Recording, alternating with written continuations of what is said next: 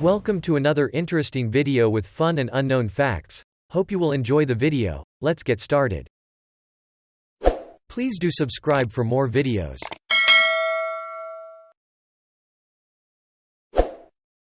In the northwest of Italy lies the small city of Venice. Renowned for its beautiful canals and historic buildings, the city is a popular spot on the tourist trail. Anyone who has visited the city will have noticed the lack of any roads. Everything here is managed by the waterways, from public transport to emergency services. It's all done by boat. Venice is built on millions of petrified logs that have been driven into the ground. These logs were mainly from alder trees, known for its water resistance. These were brought to Venice by boat from other countries, such as Slovenia and Croatia. The city is formed of 118 islands. The 118 islands that make up Venice are connected by around 400 bridges and over 170 canals. The city is located in the Venetian lagoon, which is a World Heritage Site. Venice, or La Serenissima as it was known back then, was an independent republic between 697 and 1797. In 1797, Napoleon conquered the city, and over the next century France and Austria fought for dominion over the city, until it became part of the Kingdom of Italy in 1866. The ever-increasing number of tourists visiting Venice is a sore point amongst the locals. Venice now receives over 20 million tourists per year, a figure which continues to increase. Conversely, the local population of Venice has rapidly decreased in recent years as many leave due to increasing cost of living and overcrowding of the city. There are now around 55,000 full-time residents, compared to 120,000 just 30 years ago. Some experts have predicted that unless something is done about population decline, there will be no full-time residents by 2030. Analysis has shown that the city is subsiding by about 1 to 2 millimeters per year.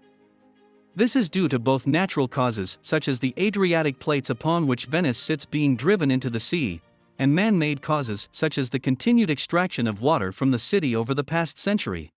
When the number of local residents living full-time in Venice dropped below 60,000 in 2008, residents held a fake funeral to raise awareness of the decline. This saw them transport a casket through the city on 3 gondola. Not much changed following this protest, and numbers continue to decline. Why cruise ships should not visit Venice? They bring large amounts of pollution and displace around 90,000 tons of water per ship, which damages the lagoon. Not to mention bringing an additional 30,000 passengers per day in peak season, many of whom do not spend much money in the city. Venice is prone to flooding when high tides occur in the Adriatic Sea, usually during December and January. Combine this with the rising sea levels due to climate change, and you'll realize why Venetians are increasingly concerned. A gondolier can earn a salary of around 100,000 euros. However, there are now only around 400 gondoliers in Venice. This is compared to around 10,000 in the 16th century. A relatively unknown fact about Venice: skateboards, roller skates, or bikes are not allowed. Although given the number of bridges, I can't imagine this would help get around that much quicker anyway. Big fines are in place if you're caught using these transport methods. I was told that 2010 saw the arrival of the first officially recognized female gondolier.